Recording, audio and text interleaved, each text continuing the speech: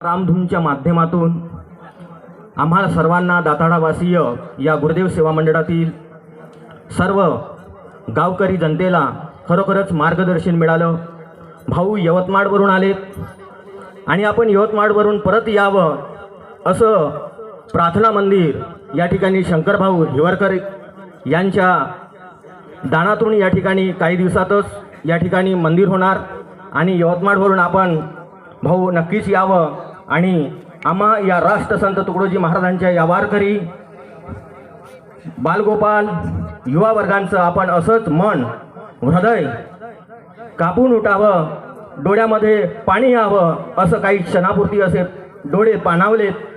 आम्ही तुम्हाला कधीही विसरणार नाही आणि आपण या गोमातेच्या माध्यमातून संरक्षण करून त्यातून काही औषधे आपण तयार केलेत। अख्ख्या महाराष्ट्र आपण पिंजून काढून आज आमच्या दाताड्यामध्ये या राष्ट्रसंत तुकडोजी महाराजांच्या या पुण्यतिथी निमित्ताने आपण आलेत।